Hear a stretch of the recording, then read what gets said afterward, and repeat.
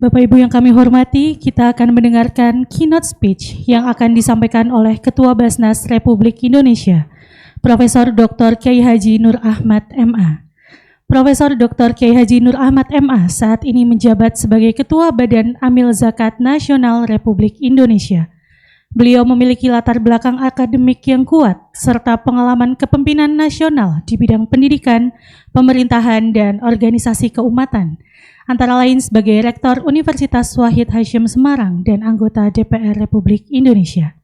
Dengan rekam jejak tersebut, beliau aktif mendorong penguatan tata kelola zakat yang akuntabel, profesional, dan berdampak bagi kesejahteraan umat di Indonesia.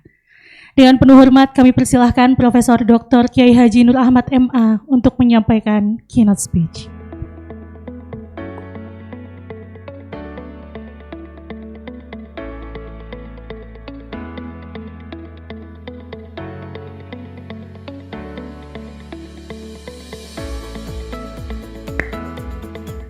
Assalamualaikum warahmatullahi wabarakatuh.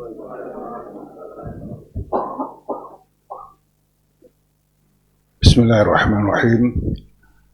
Alhamdulillah alladzi yuftadahu bihamdihi kulla risalatin wa maqalatin wa niyatin shalihah.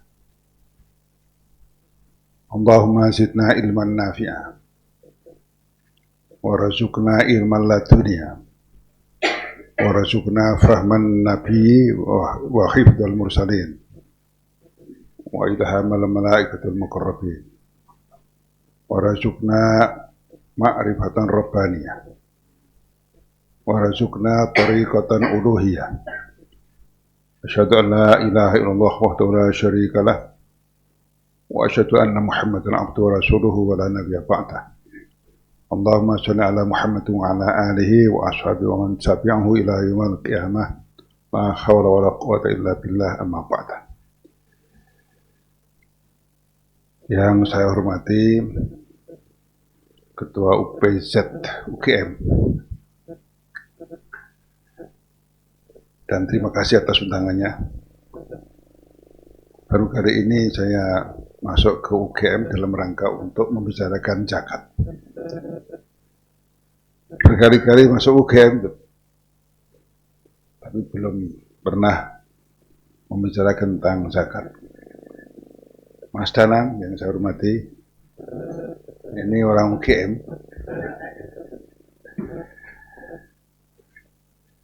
Putranya Pak Bambang Sudibyo, guru besar di UGM, masih aktif ya, guru besar di Fakultas Ekonomi UGM, mungkin sudah pensiun. Pak Uji, Ketua Basnas Provinsi DKI dan seluruh DIY.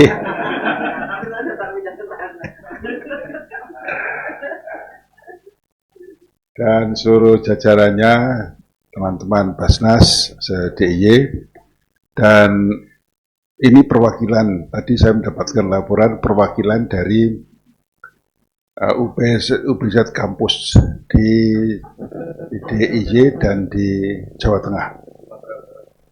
Ada Sumatera Utara, alhamdulillah. Ini yang selalu saya dambakan. Ada gerakan zakat di kampus. Karena beberapa kali kami mendapatkan proposal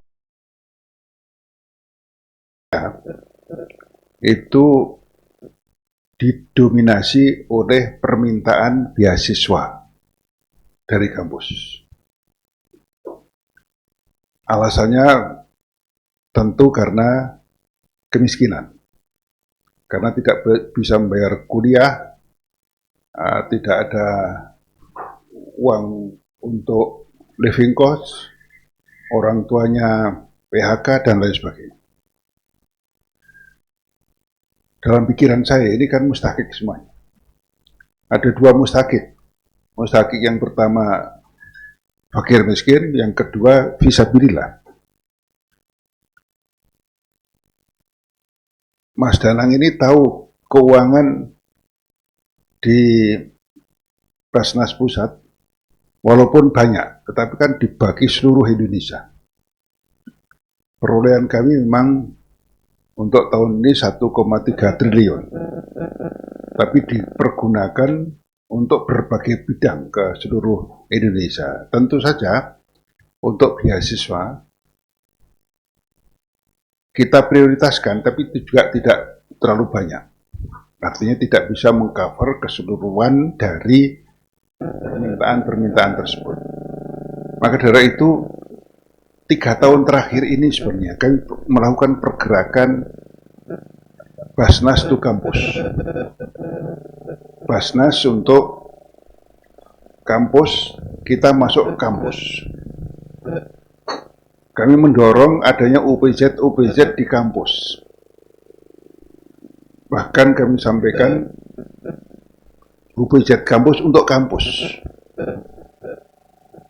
Bahkan sekarang ini kami mendorong UPZ untuk alumni. Saya pernah didatangi oleh salah satu ikatan alumni menyampaikan kepada kami bahwa kami akan membuat UPZ. Saya sarankan nggak usah UPZ, langsung LAS saja. Tapi mereka mengatakan belum terlalu siap kalau LAS. Kalau UPZ siap.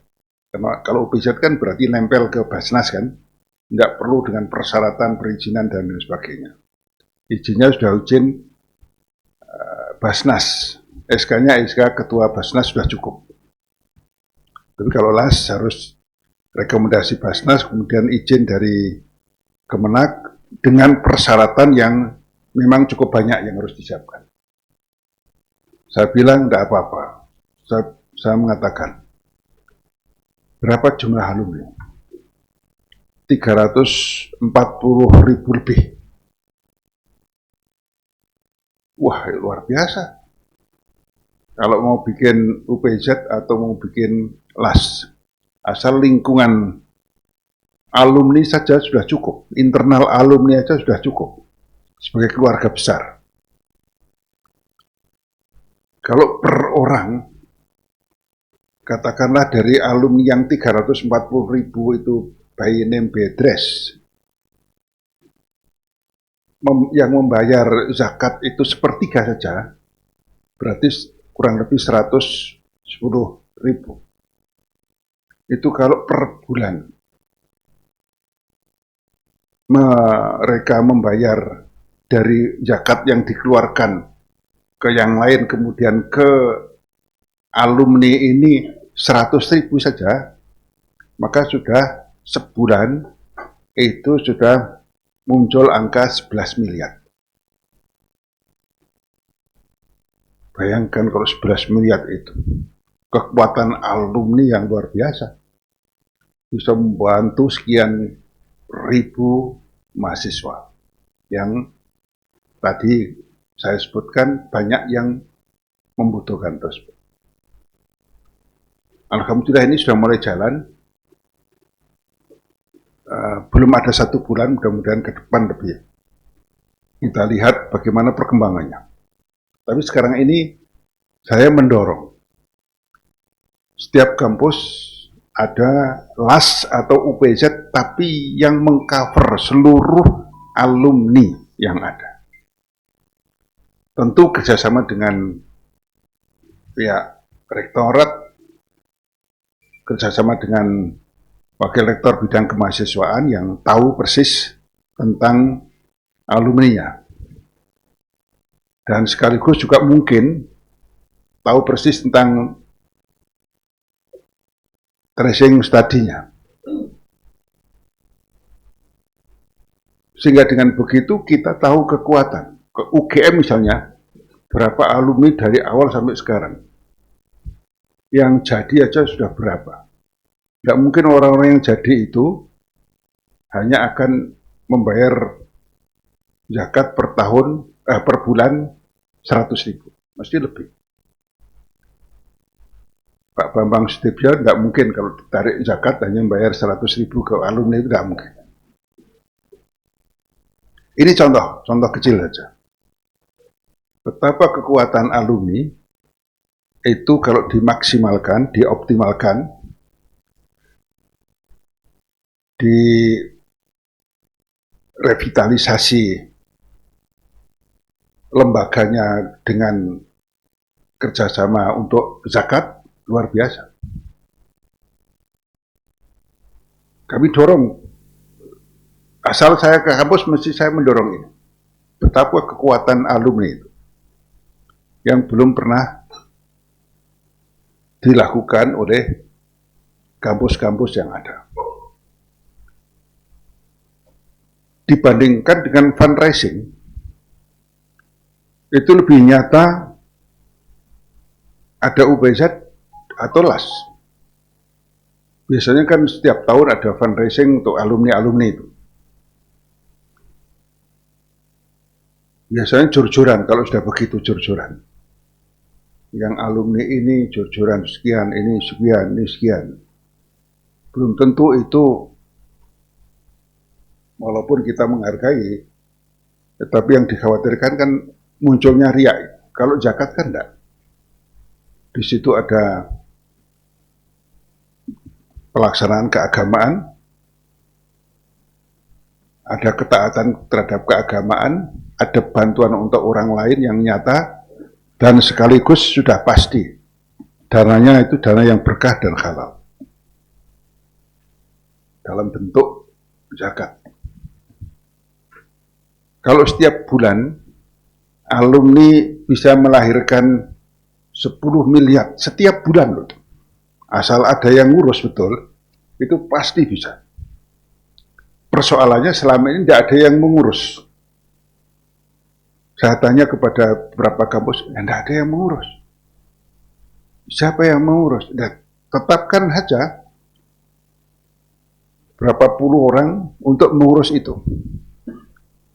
Waktu itu kami sarankan, dibutuhkan paling tidak 25 orang dalam rangka untuk mengurus alumni, zakat alumni.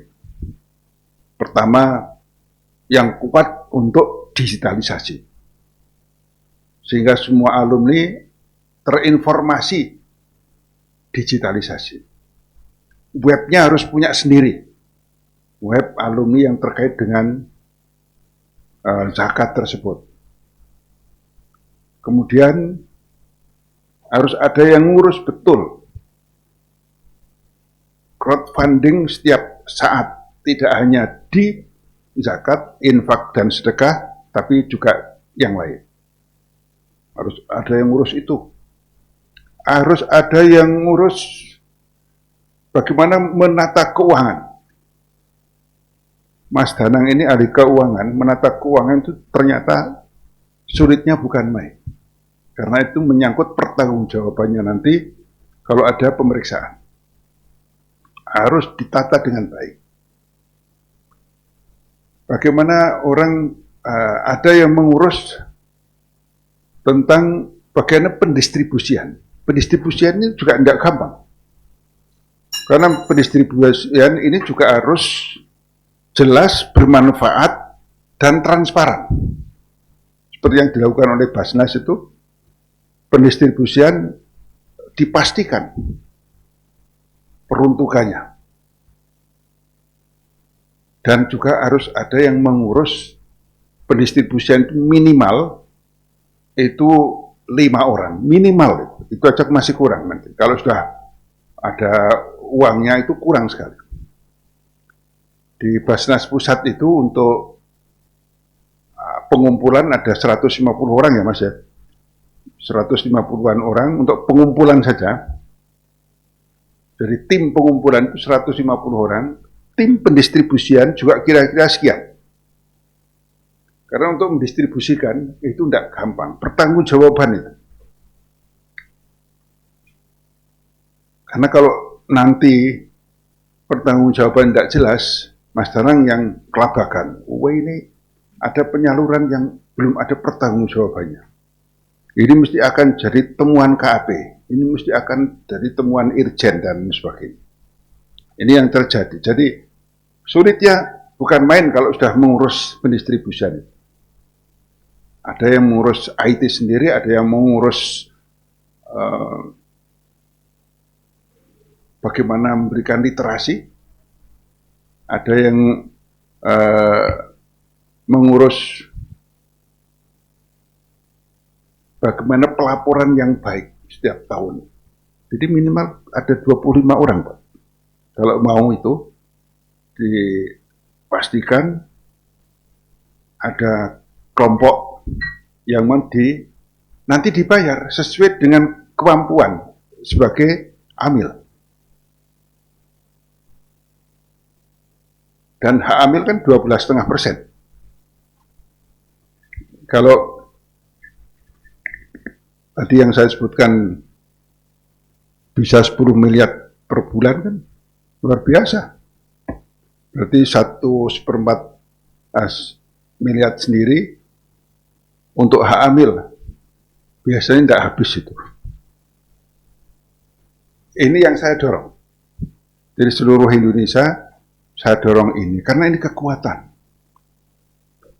Tinggal bagaimana kita menentukan dan menetapkan para pengurusnya. Basnas siap untuk memberikan pendidikan secara khusus untuk ini. Kami sudah tawarkan, kami punya tim yang cukup handal bagaimana caranya crowdfunding, bagaimana caranya fundraising, bagaimana caranya pengumpulan, bagaimana caranya pendistribusian. Kami punya orang-orangnya yang ahli, punya best practice, dan tentu saja punya kemampuan untuk mengajarkan dan menularkan kepada yang lain. Yang berikutnya ingin saya dorong adalah bagaimana kekuatan kampus itu kemudian menjadi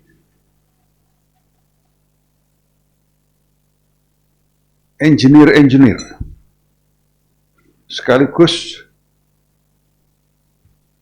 menjadi agent of social change dalam rangka melakukan perubahan-perubahan tetapi menggunakan dana zakat, infak, dan sedekah. Kemarin kami menghitung dengan Pak Menteri Agama dan itu bisa real. Dana umat itu luar biasa. Pundi-pundinya itu luar biasa. Pak Menak menghitungnya ada 32 pundi-pundi. Ada zakat, infak, sedekah, wakaf, ada lukotoh. Lukotoh itu barang temuan. Barang temuan itu diantara misalnya di Pabean, di Bea Cukai, ada barang yang tidak diambil oleh pemiliknya karena mungkin apa disita, berikan saja ke Basnas. Nanti dikelola dengan baik daripada dibuang atau daripada dimusnahkan. Ada dormant account, ada diat, ada kafaroh, ada nazar, ada badona. Badona itu kalau di Saudi, itu kalau seseorang yang sedang haji, kemudian berhubungan suami istri pada saat dia masih ihram, itu terkena kewajiban membayar 1 unta, itu namanya badona. Dan itu banyak sebenarnya. Dan lain sebagainya. Itu jumlahnya ada 32 pundi-pundi. Di jumlah kalau itu terjadi, dikelola dengan baik, jumlahnya, potensinya itu 1.273 triliun. Jadi 1.273 triliun. Pajak kita saat sekarang ini 1.800 triliun. Jadi kira-kira 70% dari penerimaan pajak dari dana umat ini ada. Ya, kekuatan ini belum kita sosialisasikan. Literasi tentang ini juga belum banyak. Hilang begitu saja atau berlalu begitu saja kekuatan-kekuatan yang semacam ini. Padahal itu potensi, kalau di Roman Akun di Amerika dan di Inggris itu memang menjadi dana sosial. Tapi di Indonesia tidak tahu kemana itu. Dana bank yang tidak tahu tuannya, tidak tahu pemiliknya, itu kan cukup banyak. Sisa-sisa pulsa itu juga banyak sekali. Siapa yang ngurus itu? Kalau ada yang mengurus ini, walaupun sedikit-sedikit, kami pernah melakukan penelitian sisa pulsa saja, itu 7 triliun. Sisa-sisa.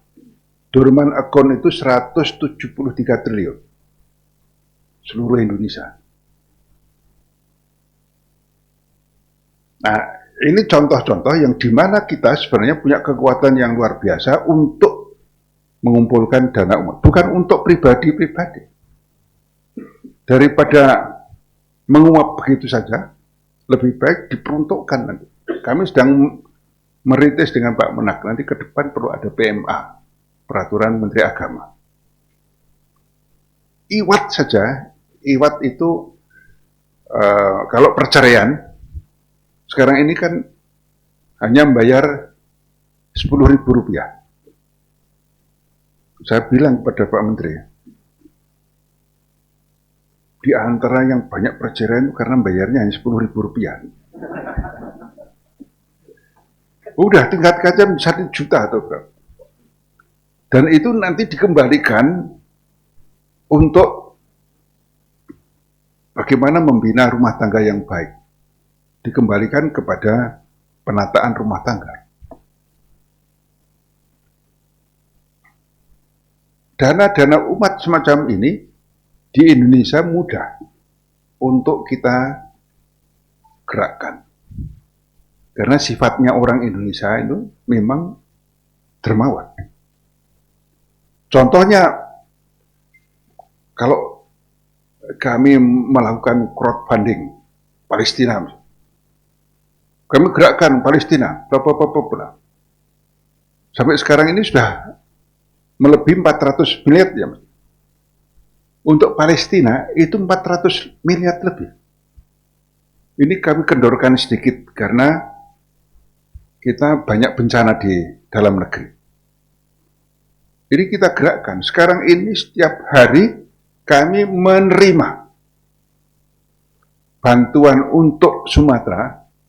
Itu rata-rata ada yang 50 juta, ada yang 100 juta, ada yang 400 juta, ada yang 500 juta, ada yang 1,4 miliar kemarin, ada yang lebih dari 3 miliar. Sehingga kalau kami di kantor dan menerima itu, SOP-nya harus ada lagu Indonesia Raya terlebih dahulu. Bisa sehari kami menyanyikan lagu Indonesia Raya itu 5 kali.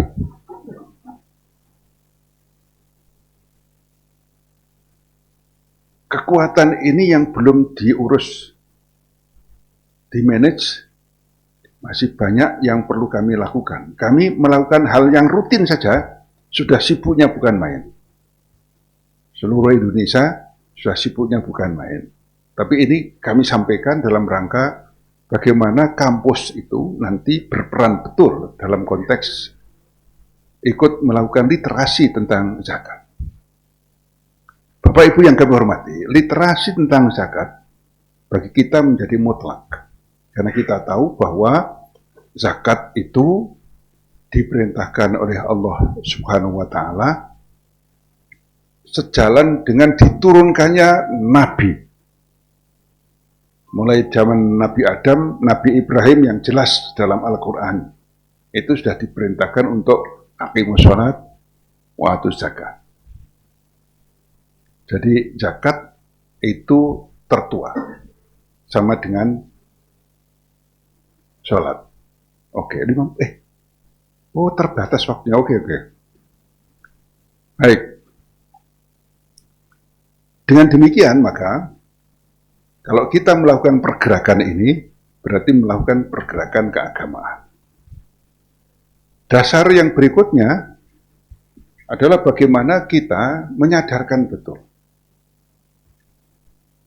Kalau dalam Al-Quran disebutkan Qul innama ana basyarun mithlukum yuha ilayya annama ilahukum ilahun wahid fastaqimu ilaihi fastaghfirulah wa wailul lil musyrikin. Jadi dalam surat Fusilat itu ada ayat siapa wailul lil musyrikin alladzina la ya'tuna zakata wa hum bil akhiratihum kafirun. Orang-orang musyrik itu masuk dalam kategori musyrik adalah orang-orang yang tidak berzakat dan dia kafir untuk hari akhir. Dasar pertama. Yang kedua adalah khudh min amwalihim shadaqatan tutahhiruhum wa tuzakkihim biha wa sholli alaihim inna sholataka sakanun lahum. Jelas itu perintah sekali. Khudh fi'il amar pasti ada fa'ilnya. Fa'ilnya di situ dhamir mustatir yaitu Rasulullah SAW. Maf'ul ya sodakotan. Tapi kemudian di situ ada kewajiban. Proses tutahhirum wa tuzakkihim ya itu menggunakan fi'il mudhari'. Yang berarti ada satu proses tathhiriyah dan tazkiyah yang harus dilakukan oleh orang-orang yang mengambil. Rasulullah pada saat itu dengan para muzaki sangat dekat dalam konteks untuk tathhiriyah dan tazkiyah. Dalam konteks untuk membersihkan dan mensucikan para muzaki tersebut. Ini yang seringkali dilupakan oleh teman-teman penggerak zakat. Begitu diberi, lupa kepada muzakinya. Padahal ada tanggung jawab tathhiriyah dan tazkiyah. Membersihkan dan mensucikan dengan berbagai macam cara. Karena di situ kembalinya kepada muzaki. Tutahhirum wa tuzakkihim biha, humnya itu berarti pada muzaki. Yang menjadi mukallaf itu kan muzaki. Taklifnya, taklif muzaki, maka hubungannya humnya, dhamirnya itu kepada muzaki. Hanya itu dengan harta zakat. Dhamirnya kepada zakat. Nah, kalau itu kemudian washolli alaihim inna sholataka sakanun lahum, dan berdoalah kepada mereka karena doamu itu akan menenangkan mereka.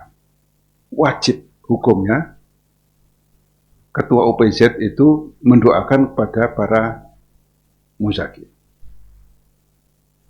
Sehingga dengan begitu ada satu proses di mana hubungan antara muzaki dengan amil itu kuat sekali. Dan apa yang Bapak Ibu lakukan itu bukan meminta. Selalu saya katakan, haram hukumnya. Amil, amilat, basnas, meminta-minta. Meminta zakat, memohon infak, haram hukumnya. Tidak ada perintah meminta-minta. Yang ada adalah mengambil. Oleh karena itu, Bapak Ibu semua adalah fasilitator. Yang menyelamatkan muzaki untuk membayar zakat, infak, dan sedekah. Jadi jangan pernah meminta-minta, mohon zakatnya dan lain sebagainya. Itu bukan tipe Rasulullah SAW. Nggak ada Rasulullah meminta-minta itu. Terlalu rendah kalau Bapak Ibu itu meminta. Karena seorang amil itu derajatnya tinggi sekali. Derajat Bapak Ibu itu tinggi sekali. Jangan pernah meminta-minta. Orang yang memfasilitasi. Orang yang diberi amanat untuk melaksanakan pengambilan zakat. Kalau ada aqimus sholat wa atuz zakat, ada perintah bagaimana sholat, bagaimana perintah, bagaimana zakat, maka panjenengan semuanya itu adalah orang-orang yang mempunyai kekuatan kedua setelah ada perintah sholat dan kemudian memfasilitasi adanya zakat tersebut. Dengan begitu harapan saya, kekuatan amil di kampus-kampus tidak hanya menjadi kekuatan akademik, tapi sekaligus juga kekuatan keagamaan. Kalau sudah demikian, bagaimana kita menyalurkan, meyakinkan betul, wa ma ataitum min riba liyarbu fi amwalin nas la yarbu indallah, wa ma ataitum min zakatin turiduna wajhallah fa ulaika humul mud'ifun. Meyakinkan betul bahwa zakat itu bisa melipat gandakan. Tidak ada orang yang miskin karena zakat. Pasti dilipat gandakan. Itu sorry. Ayat tersebut sorry. Wa ma ataitum zakatin turiduna wajhallah fa ulaika humul mud'ifun. Tapi kemudian konsisten. Innamas shadaqatu lil fuqara wal masakin. 8 asnaf itu tidak boleh lepas dari itu. Melenceng dari itu pidana. Sekarang ini ada beberapa yang terkena pidana karena ada yang melenceng-lenceng. Beasiswa yang seharusnya diberikan pada fakir miskin, tahu-tahu diberikan kepada kemenakannya. Ada model begitu. Diberikan kepada kroninya. Ada model begitu. Nah, dengan begitu, terakhir saya tutup. Panjenengan semuanya adalah orang-orang yang insya Allah akan mendapatkan derajat yang sangat tinggi. La uqsimu bihadal balad, wa anta khillum bihadal balad, wa walidin wa ma walad. Laqad khalaqnal insana fi kabad, ayahsabu an la yaqdiru alaihi ahad. Yaqulu ahlaktu malal lubata.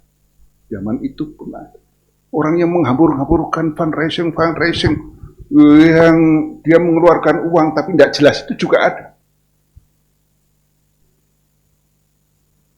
Ayahsabu an la yaqdiru alaihi ahad. Yaqulu ahlaktu malal lubata. Ayahsabu an lam yarahu ahad. Alam naj'al lahu ainain wa lisanan wa syafatain wa hadainahu najdain falaq tahamal aqabah. Ini yang penting. Wa ma adraka mal aqabah. Yang pertama adalah fakku raqabah. Siapa yang bisa mengentaskan orang-orang yang tertindas? Di antaranya adalah panjenengan semuanya. Siapa yang au'id amu fi yaumin dhi masghobah? Siapa yang bisa memberikan makan pada saat kelaparan seperti yang sekarang ini di Sumatera. Kalau kita tidak menggerakkan zakat, infak dan sedekah, Basnas sekarang ini sudah punya 117 posko di sana. 880 orang kami sebar di seluruh Sumatera. Kami sudah menetapkan bantuan untuk itu 60 miliar. Itu berarti bagian au'id amu di yaumain di masghobah. Yatima dha maqrabah. Ya, yatima dha maqrabah. Yatim yang punya hubungan. Dan juga tentu saja yang tidak punya hubungan. Siapa yang ngurus? Kalau tidak dengan dana ini. Miskinan dha matrobah. Atau miskin yang sangat miskin. Siapa yang ngurus? Bahkan kemudian baru diteruskan dengan summa kana minal ladzina amanu wa tawashaw bis sabri wa tawashaw bil marhamah. Jadi kemanusiaan itu luar biasa. Oleh Allah Subhanahu wa taala ditegaskan, didahulukan. hifdzuddin, hifdzun nasl, hifdzul irdi, hifdzun nafas, hifdzul mal. Bahkan hifdzun nafas aula min hifdziddin, kalau itu diperlukan. Menyelamatkan manusia, kita tidak boleh mengatakan apakah kamu Kristen atau kamu Islam, apakah kamu Hindu atau kamu Islam. Tidak bisa mengatakan begitu. Yang penting menyelamatkan manusia. Itu yang dilakukan oleh Rasulullah Muhammad SAW. Kekuatan keagamaan kita adalah kekuatan kemanusiaan yang kuat karena memang itu diperintahkan oleh Allah sejak awal. Jadi konsistensi kita menjadi kekuatan orang-orang yang insya Allah melaksanakan perintah-perintah tersebut. Baik Bapak Ibu semuanya, sudah diingatkan waktu habis 3 kali. Maka saya hanya berharap, saya memang sengaja memerlukan hadir di sini dan dalam rangka untuk menyampaikan hal-hal yang penting. Kami katakan, tolong bebaskan saya di hari Sabtu, saya akan khusus ke UGM. Ya.